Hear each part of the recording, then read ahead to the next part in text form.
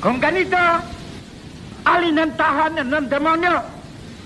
Iglesia Katolika. Sino nagsabi?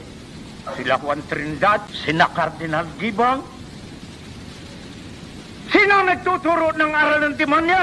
Iglesia Katolika. Ano ang aral ng demonyo? Bawal na mag-asawa. Mga kapatid, ang narinig ninyo ay busis ni Felix Manalo. O baka ngayon lang ninyo narinig itong busis sa founder ng iglesia ni Kristong kay Manalo. Si Felix Manalo yon. Noon pa, imagine, grabe na ang pagpalaganap ng kasinungalingan. Ang tahanang ng demonyo ay Katoliko daw. Sino ang nagsabi?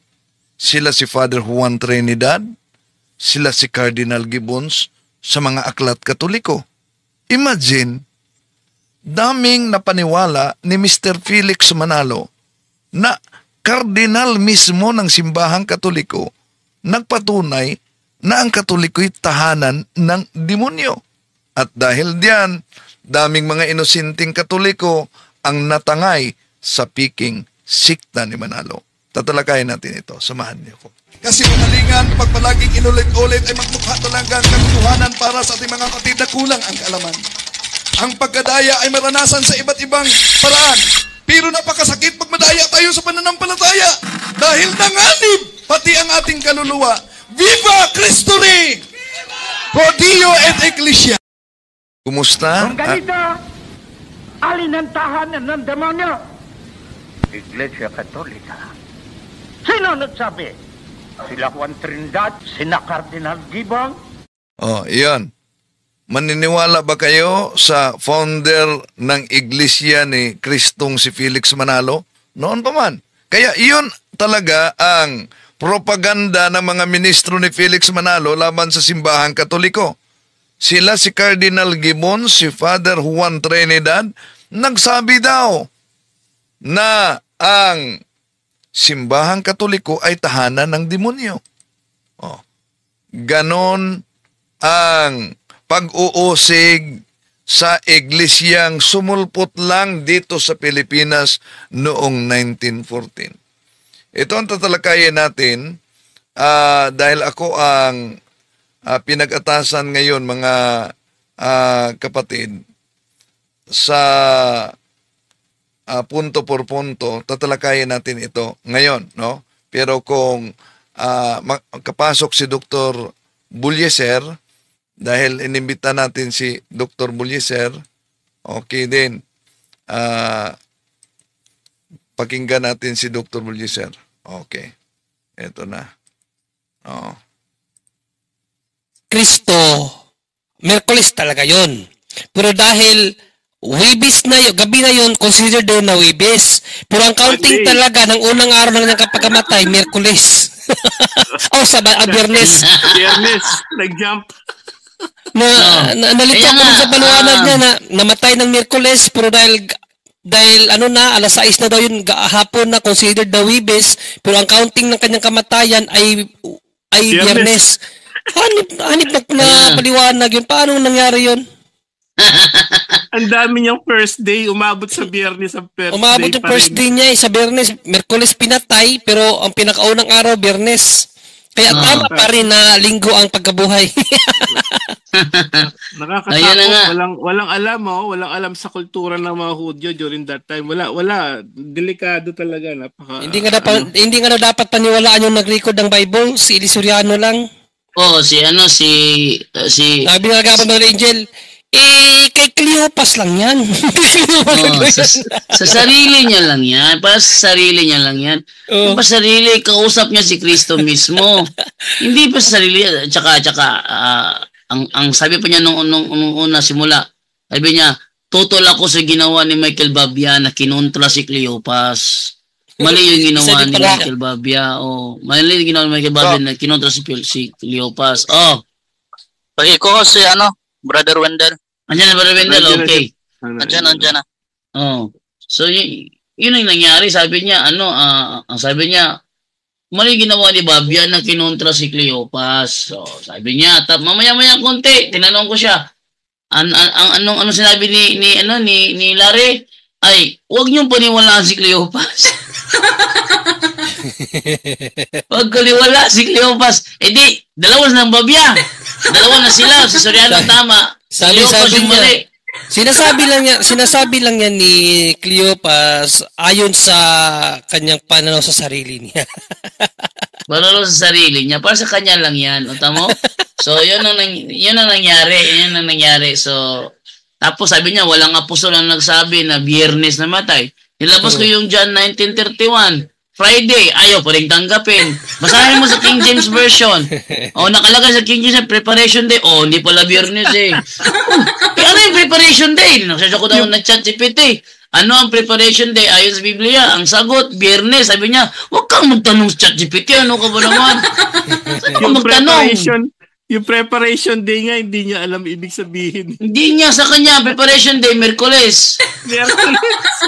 Hanapan ko siya ng ibig. Sige, bukas ka dyan. Google, Yahoo, Bing, ano pa? Sa GPT, Meta AI, saan ka magtatanong? Tanong ka sa kaninong AI. Tanongin mo yan. Kung ano ang Preparation Day sa Biblia. Kung may lalabas bang Merkules, ayaw niya magtanong. Hindi ako niniwala sa mga ganyan. O sige, ano pa rin nawalaan mo? Biblia lang. O sige, Biblia. Labas Biblia na nakalagay. Wednesday talaga. Sabi niya, wala akong translation na ganyan eh. O ba't ka naniniwala? Wala ka na palang nabasa. O tinanong ko si ano. Paano naging best preacher ngayon si Bro Eli daw? Best preacher. The most sensible preacher at all time. Sensible. Rajando, Yes, Brother Wendell. Welcome and good evening. nasa linya si Dr. Yes. Buliser. Yes, na-welcome namin si Dr. Rene Buliser at kami naghahanap pa ng mga katanungan dito. Okay, next na katanungan na aking ibibigay kay Dr. Rene Buliser. Ito ay galing kay Jesus Pardilla. Ay, hindi. Para kay Romer pala to. Hello, tanong ko lang hanggang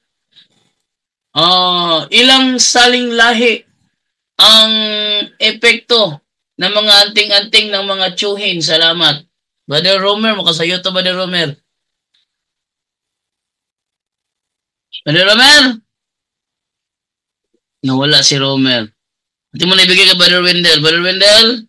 Yes, ano yung tanong? Ilang saling lahi ang epekto ng mga anting-anting ng aming tsuhin. Dahil Salamat.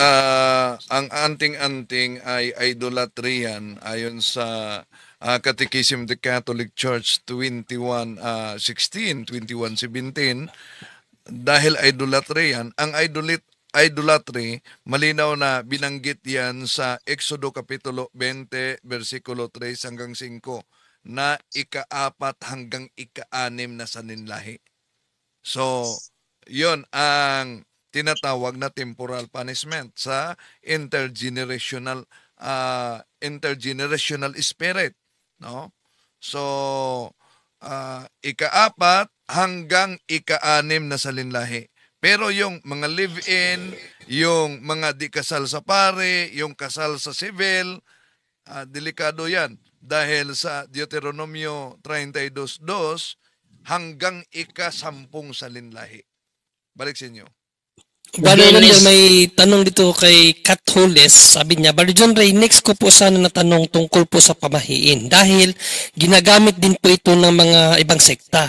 Sabi, kung kontra daw po ang Katoliko sa mga pamahiin, bakit hanggang ngayon meron pa rin daw, Brother Wendell?